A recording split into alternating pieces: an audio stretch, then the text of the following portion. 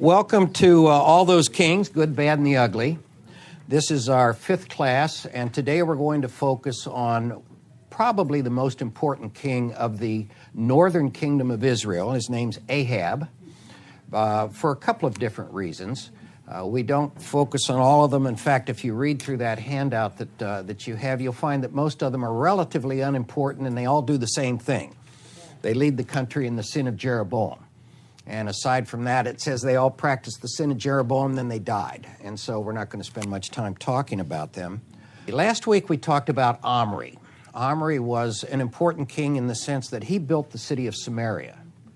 This was a huge city in the center of the kingdom of Israel, and was ultimately destroyed by the Assyrians. Herod rebuilt it as a major city.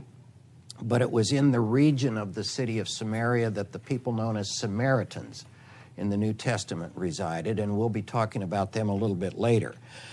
Omri rested with his ancestors. That means he died, and Ahab, his son, succeeded him as king. You'll see this phrase repeatedly for every king. It says, and in this case it says, Ahab did more evil in the eyes of the Lord than any of those before him. And the next king did more evil than Ahab. And the reason for that is there was a continual increase in the number of pagan gods that were being brought in and the pagan services. And so each one truly was more evil than the one before. And this passage explains why he was more evil. It says he not only considered it trivial to commit the sins of Jeroboam, but he also married Jezebel. And it points out that the reason that was such a bad thing is that she brought in Baal worship. She brought in pagan gods from Sidon, which is the Phoenician coast, and Baal was a significantly worse pagan god than perhaps the unnamed gods that were practiced in the sin of Jeroboam. As I mentioned before, I find it a little frustrating that we are never given a name for those gods. All pagan gods had names. For example, the Baal that was in Samaria would be called Baal Samaria. And each of the cities had their own version of Baal, but we are not given the names of the gods that Jeroboam brought in. And I'm assuming that's showing the contempt and the dismissal of the author of that particular book. They're not even giving those pagan gods that he invented, they're not even giving him a name. But at any rate, he married Jezebel. This would have been a political marriage. She came from Sidon, and she brought with her her priestesses and her priests of the faiths that she practiced, and she enticed or seduced or led, choose your word, she led Ahab into the worship of Baal, and he introduced it into the country, raising it probably to the most prominent of the faiths. It says he set up an altar for Baal in the temple of Baal that he built in Samaria. He built a big temple right in the middle of his major city, and then basically encouraged and forced Baal worship upon the countryside, which made him worse than all the kings who had come before.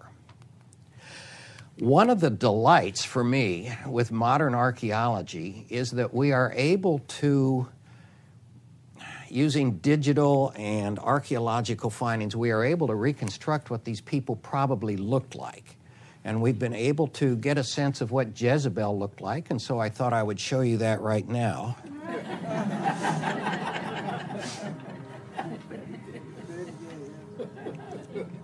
They called her Jezebel.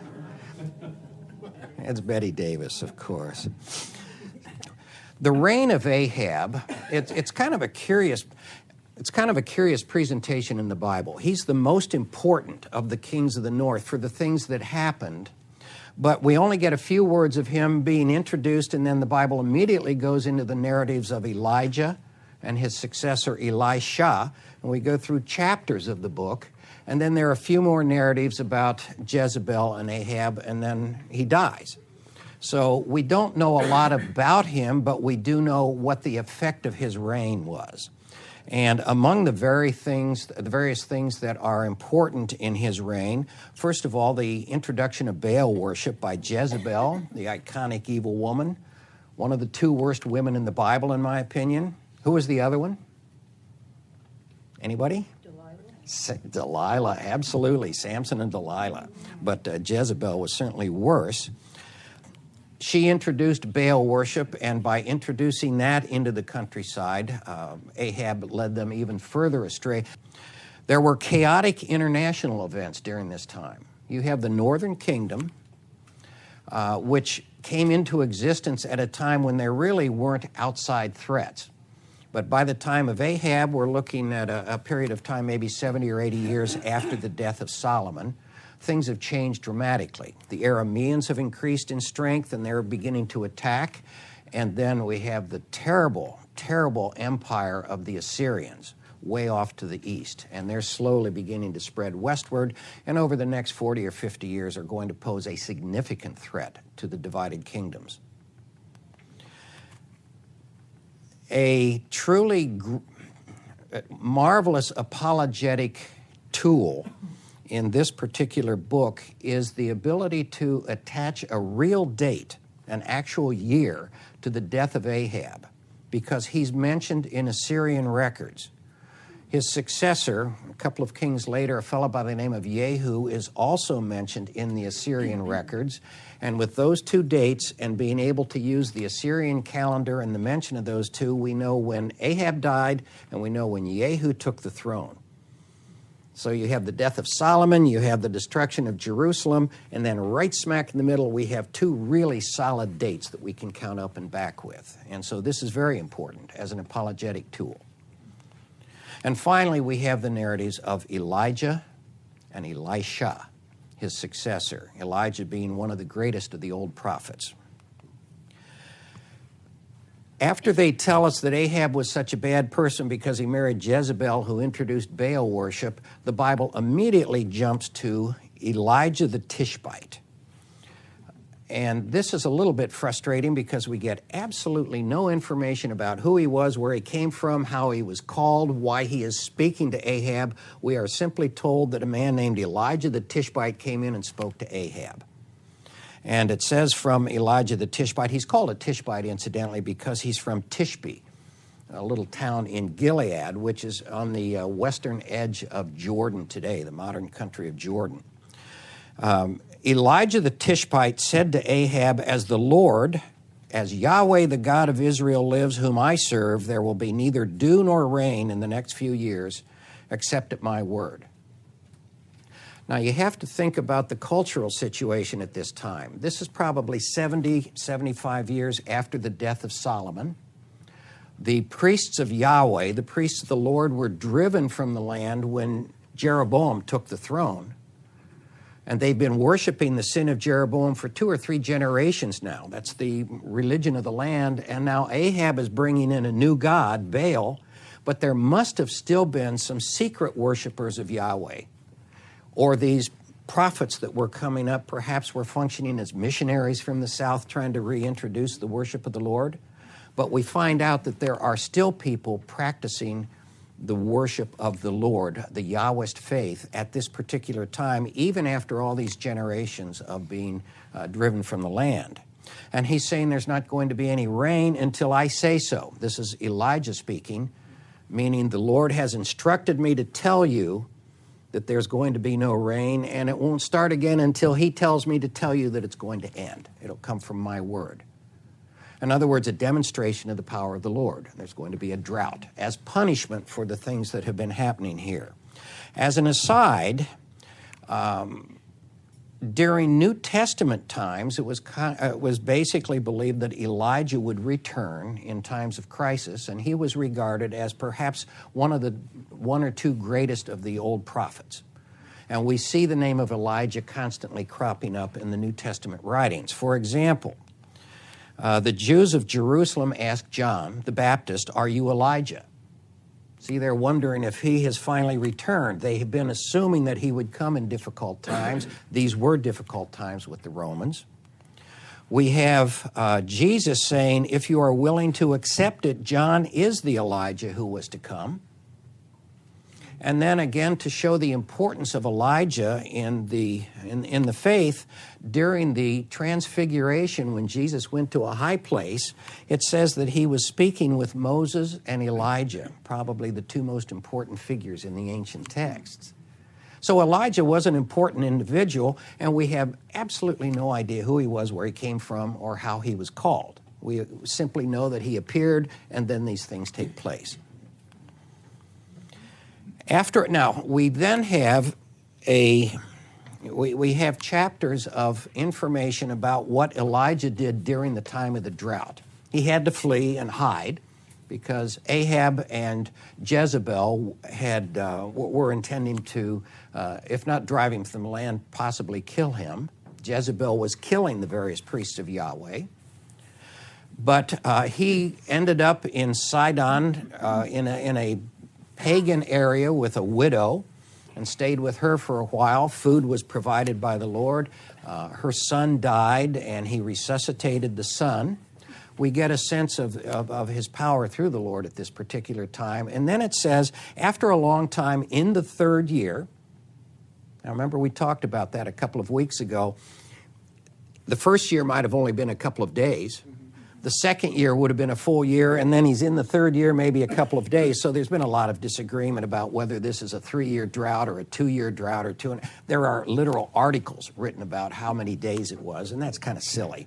But it says after a long time, so we're probably close to three full years at this time, the word of Yahweh came to Elijah, I will send rain on the land.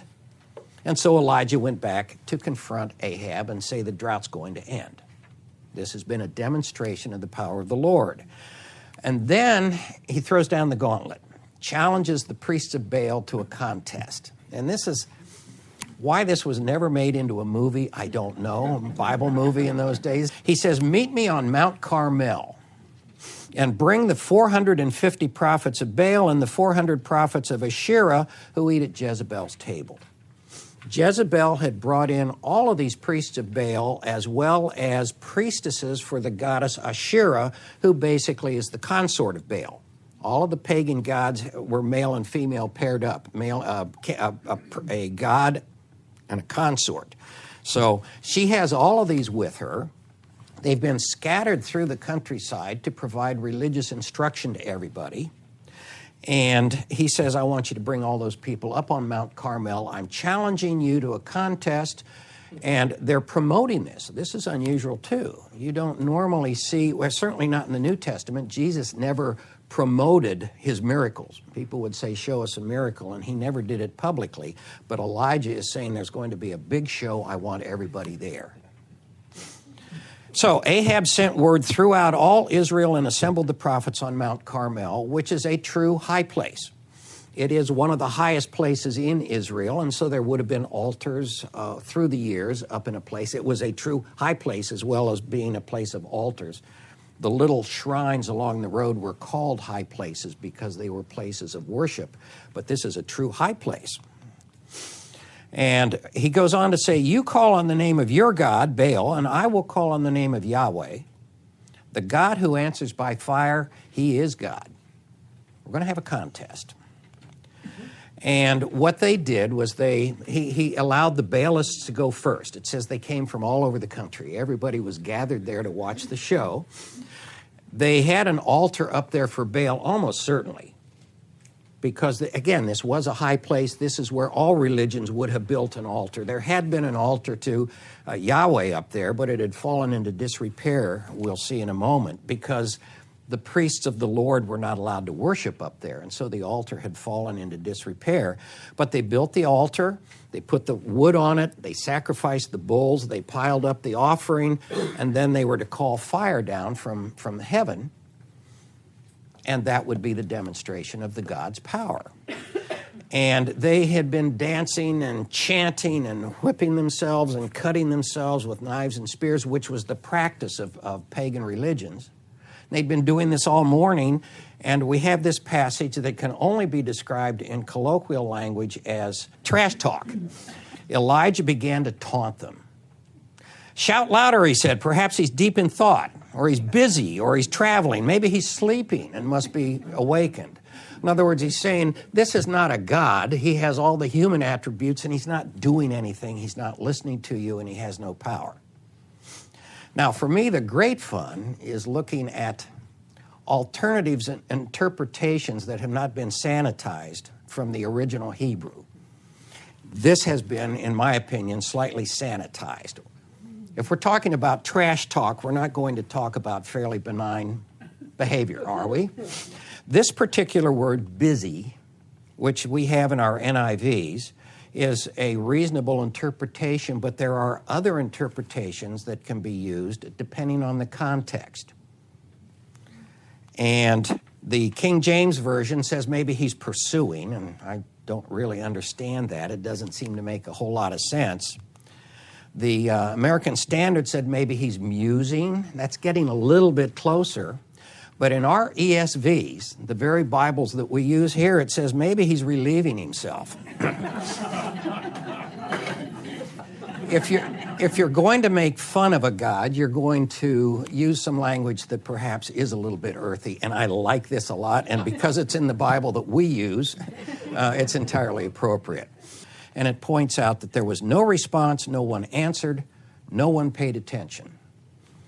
At that point, Elijah took his turn. He repaired the altar of the Lord, which I had mentioned had fallen into disrepair. The Israelite altars were made of uncut stones, piled up like a stone wall along the side of the road, as opposed to the pagan altars, which were made with cut stones. You could pile them up like a brick wall, and it would be a much more stable altar in that sense. He repaired the altar of Yahweh, which was in ruins, because it had been standing unattended probably for 70 or 80 years. It was still up there, but it had fallen into disrepair. Here is a small temple or a religious complex in a fort which is down right on the edge of the Negev. It's Erod. It's an Iron Age fortress. This would have been during the time of the divided kingdom. And this enclosure right here is inside the walls of the fortification itself. It would have had a couple of buildings. For example, back there would have been the actual little temple enclosure with the Holy of Holies inside. But out in the courtyard, which would have been open, you have a Canaanite or an Israelite altar there.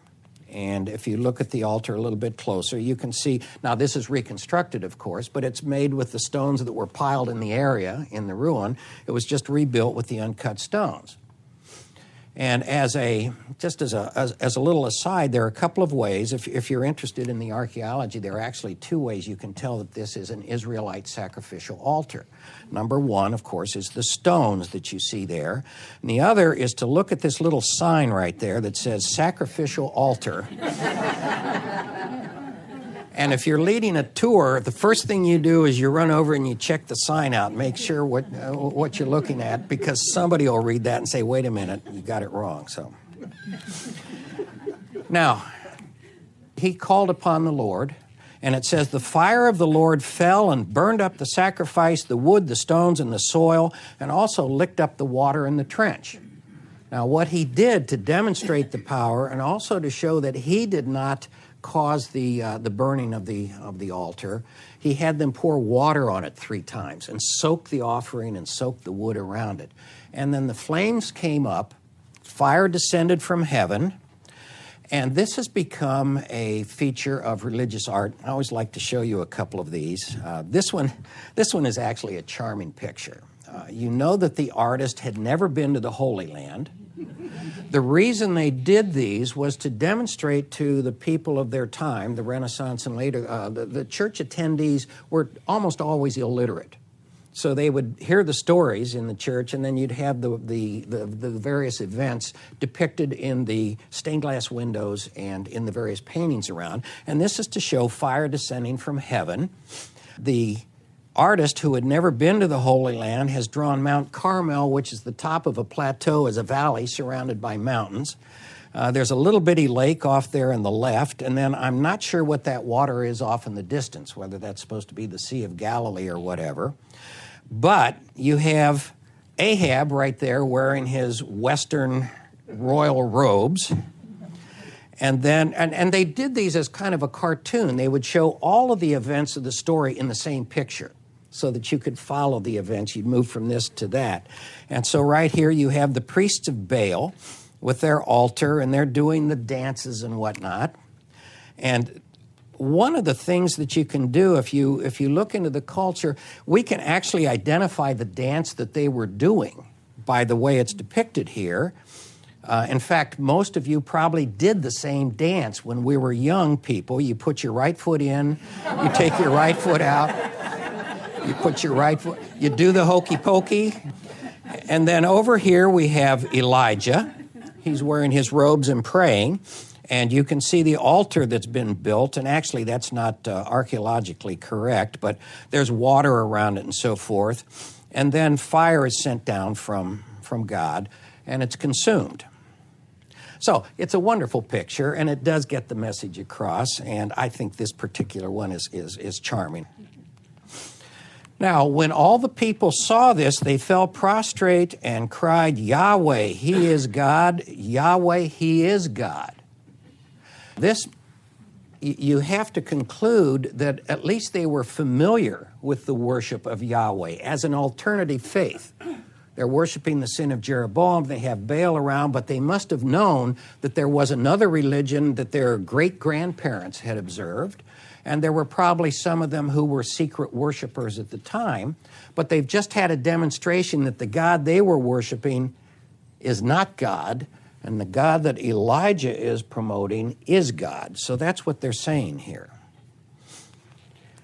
And then Elijah commanded them, seize the prophets of Baal, and he had them brought down to the Kishon Valley and slaughtered.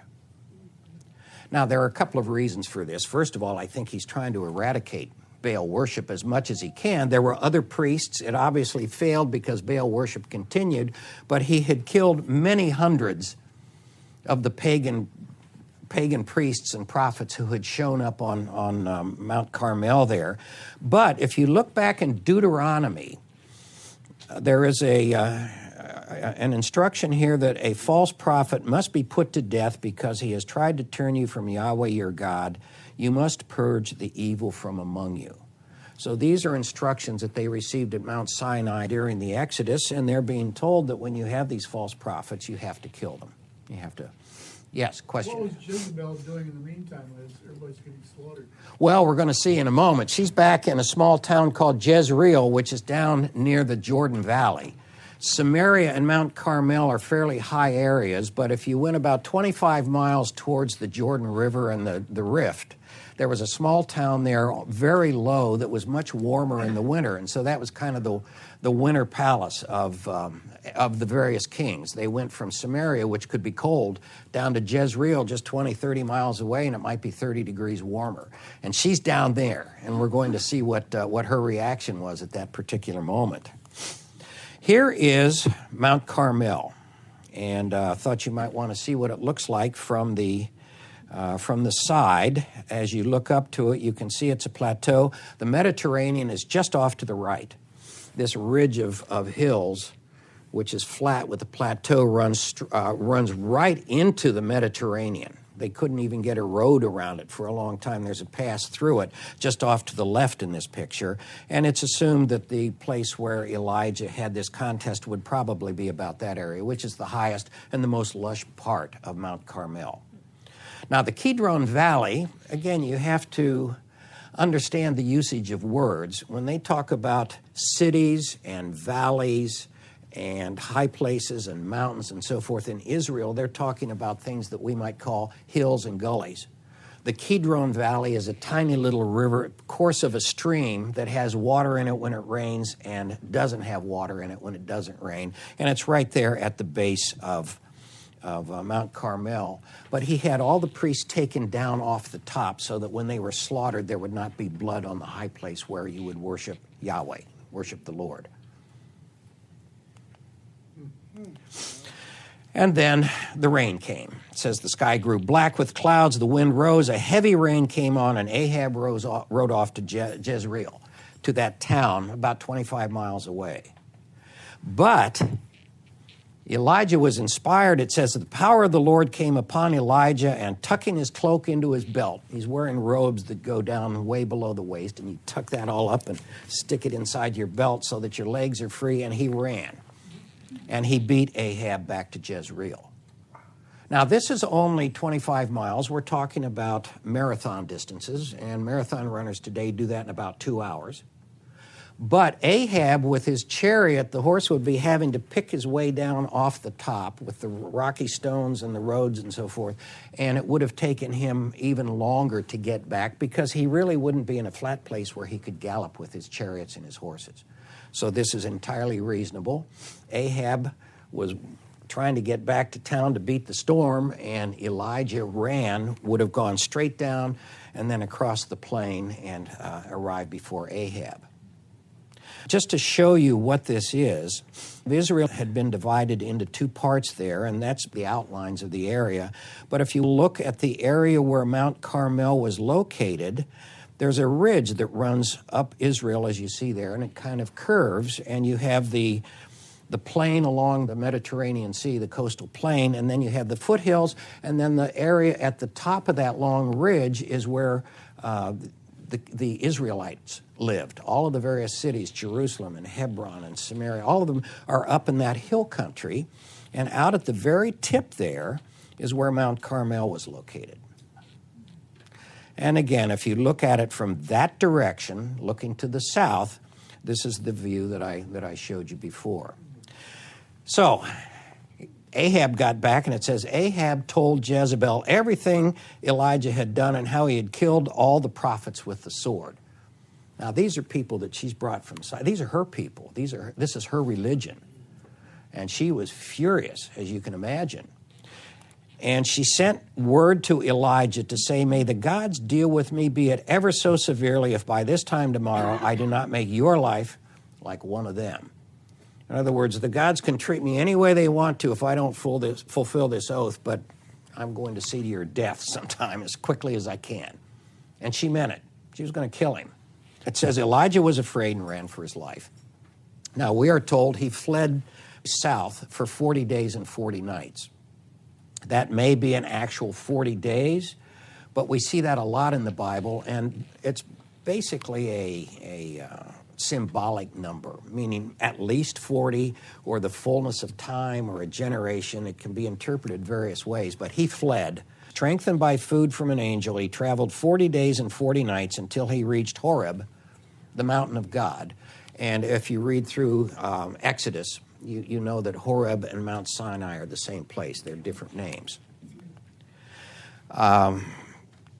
The placement of Mount Sinai traditionally, actually for the last 1,700 years, has been at the south end of the Sinai Peninsula, and I disagree with that. I don't think that's not biblical, and it doesn't seem to fit the stories, but it doesn't matter. It's a place like it, but I think it's further north. But he ran from Jezreel to Mount Sinai, and the most likely way to go would be down through the Great Rift. And in fact, that's the route that I took by bus when I went to Mount Sinai. You go right down that way. That's the easiest way to get there. And he went to Mount Sinai, and it says he went into a cave and spent the night. The word of Yahweh, the word of the Lord, came to him and said, go out and stand on the mountain in the presence of the Lord, for the Lord is about to pass by. He was told, come out. So a great and powerful wind. These are various manifestations of God in the Bible. It says a great and powerful wind tore the mountains apart and shattered the rocks before the Lord, but the Lord was not in the wind. And then after the wind, there was an earthquake, but the Lord was not in the earthquake. After the earthquake came a fire, but the Lord was not in the fire. Again, typical manifestations of the Lord. After the fire came a gentle whisper, and this is how he was manifested for Elijah to get the message. When Elijah heard the whisper, he pulled his cloak over his face and went out and stood at the mouth of the cave. It was believed that if you looked upon the face of the Lord, you would die. So they always covered their face. And in the instances where they were allowed to look upon the face of the Lord, That's actually mentioned in the Bible as a significant concession from the Lord to allow you to see him. He pulled his cloak over his face, went and stood at the mouth of the cave, and then after an introductory discussion, the Lord said to him, "Go to the desert of Damascus." This is up in modern Syria today. Go all the way back up to Damascus, and when you get there, you are to anoint an individual to be king over the Arameans, which was the area around Damascus. And he mentioned you are to anoint Hazael, king over Aram. And then he said, you are also to anoint a new king over Israel. His name is Jehu. Remember, Ahab at this particular time, and then his two sons have been kings, but Jehu is to replace them. Hazael is to replace the various kings of Damascus at that particular time, and also anoint Elisha to succeed you. Your tasks for me are complete. I want you to anoint a successor. And then he would die. Elijah would. Those three men would be responsible for the eradication of the entire family of Ahab. His descendants, his ancestors, everybody in the northern kingdom who was in any way related to Ahab would be destroyed as a result of the combined action of those three men. Jehu, personally, would kill most of his family. He would kill Jezebel, he would kill all of the sons, he would kill all of the priests. He would eradicate Ahab and his religious surroundings. Hazael, as king of the Arameans, would be a challenger to the northern kingdom for 40 years. There would be warfare between the two. Elijah went from there. He found Elisha, his successor, and he just set out to follow Elijah and became his attendant. Elijah and Elisha were walking along together. Suddenly a chariot of fire and horses of fire appeared and separated the two of them, and Elijah went up to heaven in a whirlwind. One of the few people mentioned in the Bible who is taken bodily to heaven rather than dying and having his body left behind. It's become a feature of art. This is one example for showing Elisha watching Elijah carried off in his chariot of fire. And I wanted to show you this. You can see the Sinai Peninsula, and you can see the Nile River off to the left there. And as you work your way down, this is Mount Sinai.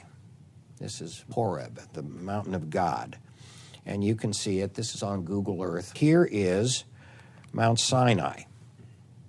That's the mountain itself, with a smaller mountain off to the back. This is St. Catherine's Monastery that's been there for about 1,700 years, and it is there that you go to make your ascent to Mount Sinai if you wish to do so. And off in the distance there is where the Israelites set up their camp for a year while they were receiving the various commandments and preparing for their assault on the Holy Land. I don't think this is the proper place. It's too small. It doesn't seem to work, but it's a traditional place that goes back 1,700 years, and it works visually. It's perfectly acceptable from that perspective. But if you read through the text, Mount Sinai quite probably is much further north, much closer to Egypt because of the way the various stories play out with Moses. But at any rate, this is considered to be Mount Sinai, and there is a path that you can climb to get up to the top. It's about a 2.5-hour climb. It's 2.5 miles. And you start down at St. Catherine's Monastery at about 4,800 feet, and the top of it's about 7,000 feet. So it's a sizable climb. If you're in reasonable condition, you can do it in a couple of hours, but I've seen people on crutches. I've seen little old people who hobble and have to be helped, and they'll spend most of the day to get up there. This is looking at the top of it from the back. You can see the path leading along the side there, and it comes to a little plateau right there. And it's at that little plateau that Elijah met the Lord, traditionally. You then can make the climb all the way up to the top, and they have a chapel that was built there, and you can climb up and watch either the sun set, or you climb up in the dark and watch the sun rise, one or the other. And there, on certain days, there may be hundreds of people up there on this tiny little plateau, and they'll be chanting and singing, and it's quite an experience. But at that particular spot right there, that's the traditional place where Elijah met the Lord. And if you take a look at it, this is that little plateau just down below where the path makes a turn, and they've made a little sacred area there, and that's supposed to be where Elijah received his instruction from the Lord. Then you turn around and you go on up the steps to the top, and you can see that there's been a staircase that's been built from the top of Mount Sinai all the way down to St. Catherine's Monastery by one man who was doing penance for the various sins in his life. He built this stone staircase all the way up the side of the mountain. And as you go up the top and then crest the top, there's a small chapel up there. That was one of my guides sitting there on the stones. And then if you go just past that little chapel, you see a tiny, tiny plateau up on top. And it has all the latest conveniences off in the corner there. Then as the sun goes down, you have people chanting and on their knees and praying and singing. And if you look off to the east, with the sun behind you, you can see the top of Mount Sinai advancing off into the distance. And then if you turn and look to the west, you can see the sunset behind you. Oh, yes. Yeah. This is a terribly barren part of the world. That's why I'm not entirely convinced that this is the place. There are multiple theories as to where Mount Sinai is. This is the one that has taken hold for 1,700 years, and it certainly is illustrative of what it would be like in that area. But I think, based on the story, 3 days from Egypt and so forth, it has to be much further north, and there are some places up to the north that have also been hypothesized. Yes? Do you have an area map you can show where Mount Sinai is relative to the... Yes, on that first, he was asking where Mount Sinai is relative to the area. On that first map of the Sinai Peninsula, it's right down at the tip. I mean, it's way down there. And that's a long way to go for the Israelites and then back up again. But nevertheless, I think it's illustrative, and it certainly is as good a place as any. So, next week, what we're going to do, we're going to look at things after Ahab. Ahab died.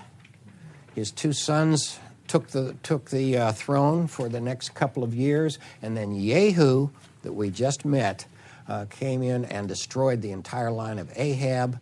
So we'll talk about those things, and you're not going to want to miss it. It's exciting. We do have a couple of moments, I think, if anybody has any questions. Yes? What about the death of Jezebel? We'll talk about the death of Jezebel next time. She was truly a vile woman, and as if you've read the Bible, you know that she was thrown from a window and consumed by dogs, but I will be able to reenact that for you. So you don't want to miss it. It will be more fun.